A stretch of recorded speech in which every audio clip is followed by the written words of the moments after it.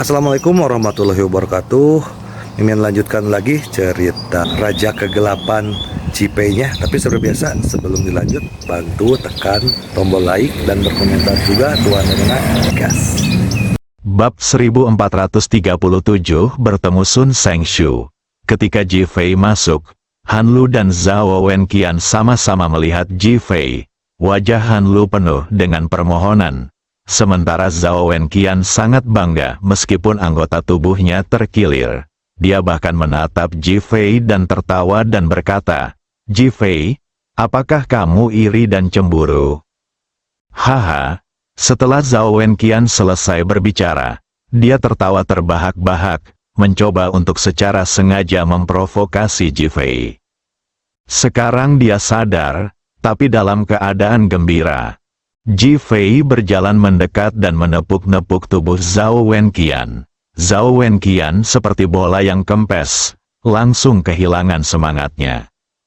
Suara Han Lu serak karena berteriak, dan dia menatap Ji Fei, tidak dapat berkata apa-apa. Keluar, Ji Fei melambai pada Han Lu, dan Han Lu segera bangkit dan berlari keluar dengan panik. Ji Fei menatap Zhao Wenqian yang terbaring di tanah. "Haruskah aku memanggilmu Zhao Wenqian atau Sun Sengshu?" "Terserahlah. Nama itu hanya sebuah gelar." Sun Sengshu tergeletak di tanah, tidak bisa bergerak. "Tanda lahir di ketiakmu ini sangat indah. Aku ingin tahu apa fungsinya." Saat Ji Fei berbicara, dia mengangkat tangannya untuk menyentuhnya. "Jangan bergerak," Sun Sengshu berteriak tergesa-gesa. Apa sakit saat aku menyentuhmu? Atau kamu merasa tidak nyaman saat aku menyentuhmu karena aku seorang pria?" Goda Ji Fei sambil tersenyum. "Itu bukan urusanmu." Sun Sengshu menatap Ji Fei dengan waspada. "Kalau begitu pakailah pakaianmu, dan aku akan belajar bersamamu bagaimana Sun Sengshu ini mendapatkan namanya. Bagaimana menurut kalian?" Ji Fei sepertinya ingin menggoda Sun Sengshu dan bertanya sambil tersenyum. Hal ini membuat Sun Sengshu sangat tidak senang.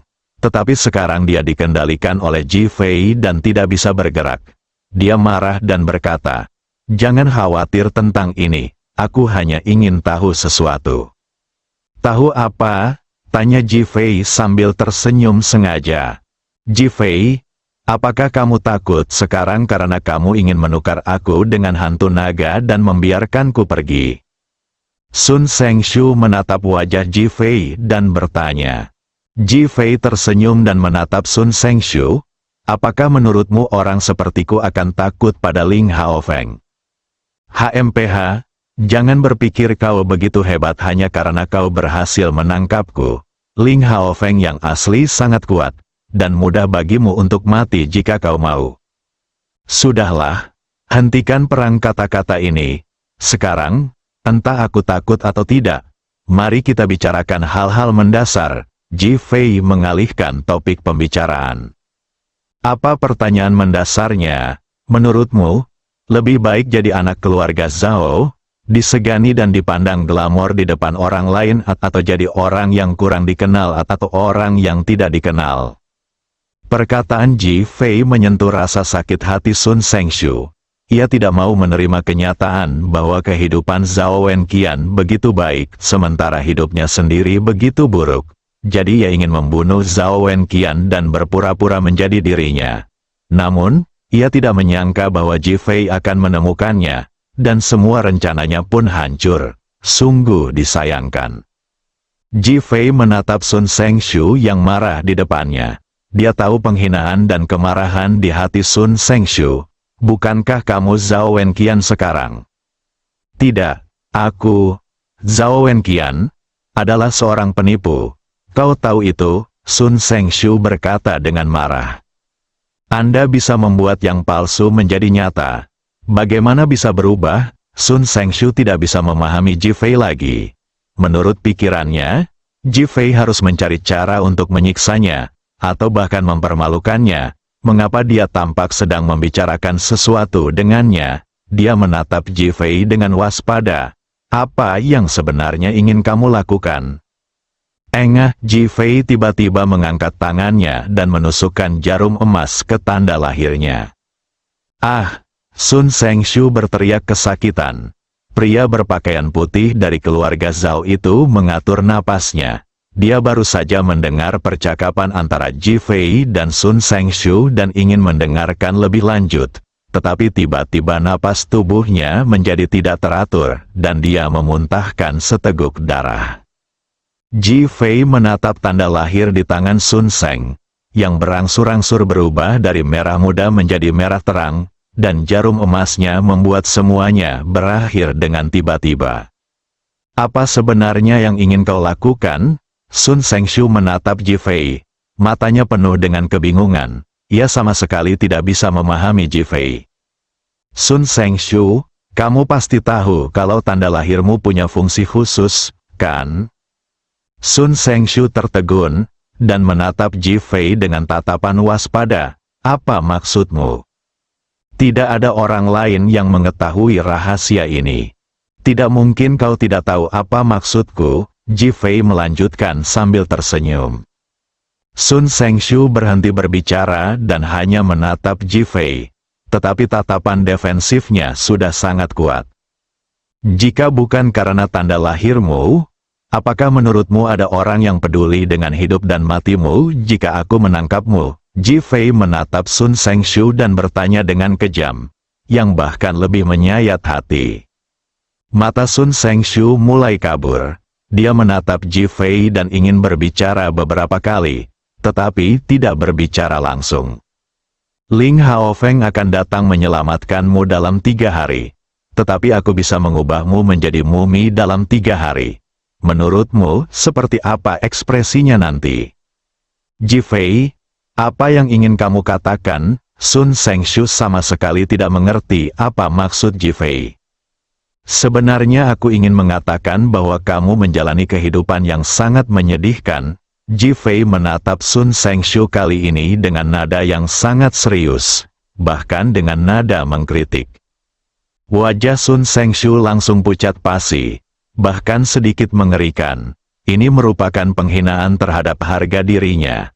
Dia telah bekerja sangat keras selama bertahun-tahun untuk bertahan hidup, dan dia mampu menjadi seorang Sengshu di usia 20-an, yang menunjukkan dedikasinya. Dia menatap Ji Fei, jelas tidak mau menerima penghinaan Ji Fei. Seseorang tidak tahu siapa orang tua kandungnya, seseorang telah melayani orang lain seperti anjing selama lebih dari 20 tahun, tetapi telah menjalani kehidupan yang rendah. Tidak peduli apa yang dilakukan seseorang, dia tidak seberharga mereka yang masuk ke dalam keluarga kaya secara langsung. Betapa menyedihkannya ini. Setelah Ji Fei selesai berbicara, Sun Sengshu merasa seperti balon yang diisi dengan gas super, siap meledak kapan saja. Dia menjadi gila. Ji Fei, apa hakmu untuk mengatakan itu padaku? Kamu pikir kamu siapa? Apa yang kamu tahu? Oh, Ji Fei terkekeh. Apapun yang kukatakan, aku tahu satu hal. Sun Sengshu, hidupmu bukan untuk dirimu sendiri. Kamu menjalani hidupmu untuk orang lain.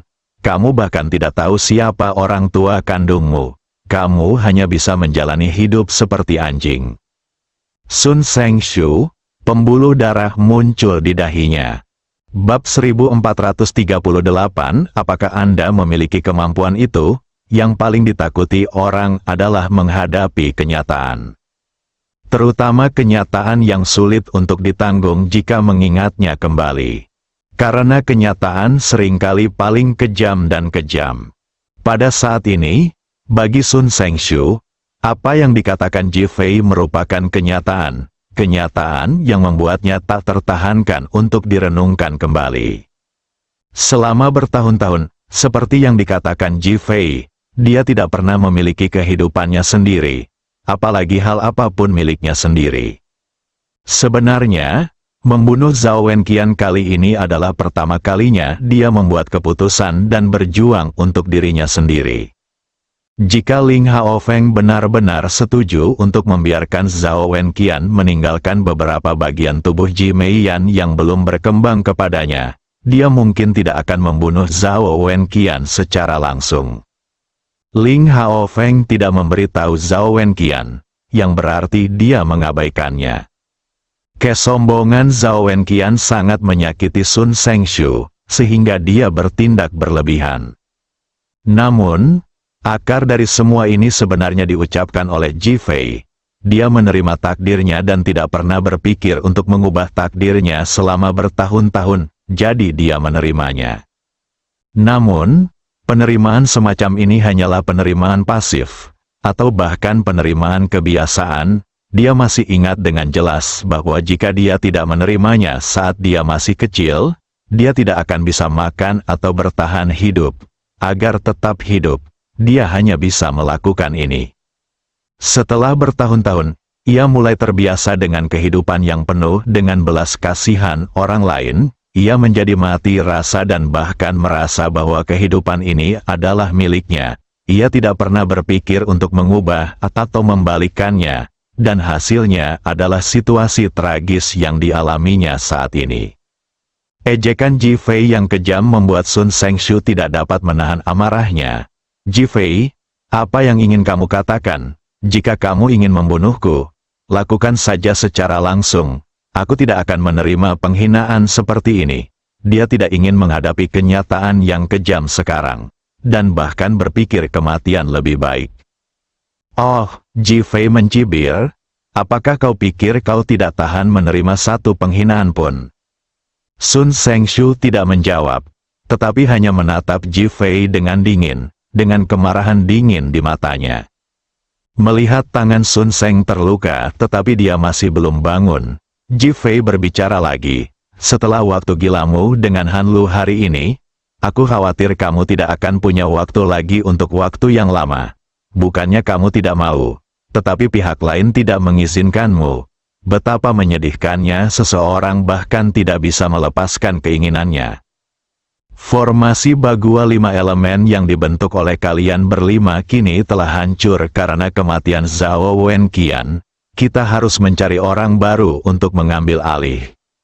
Yang lebih penting adalah menggunakan emasmu untuk memenuhi kebutuhan pihak lain.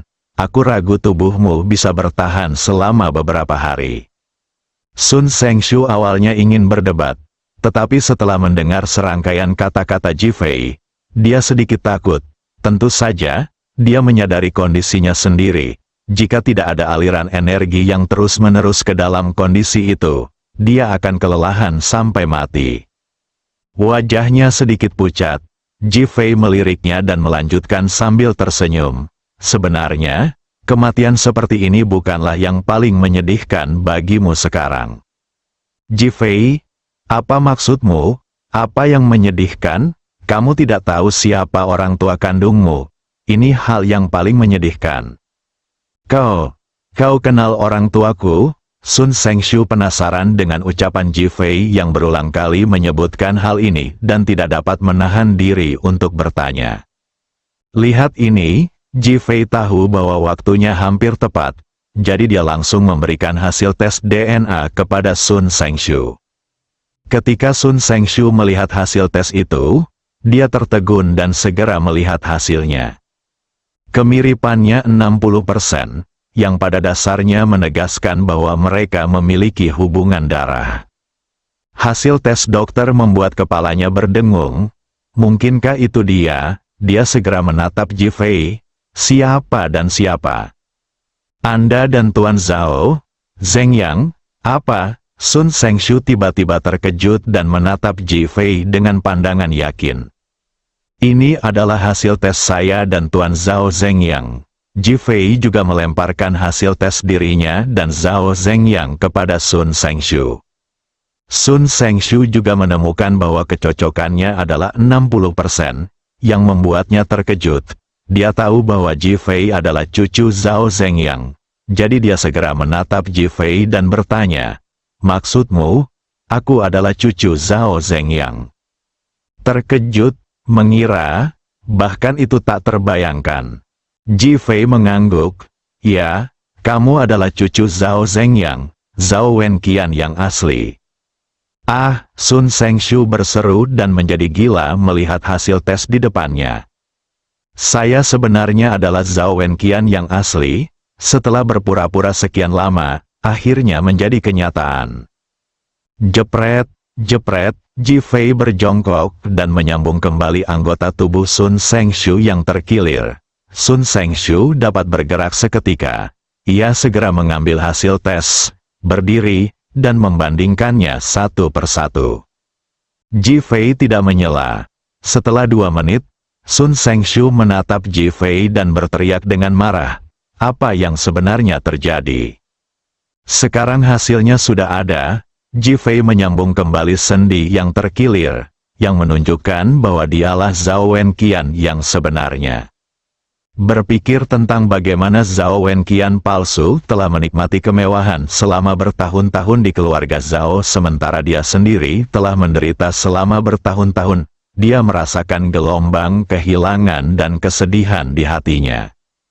Rasanya sangat tidak seimbang. Saat itu, pamanmu Zhao Mengge diculik bersama ibumu dan dirimu.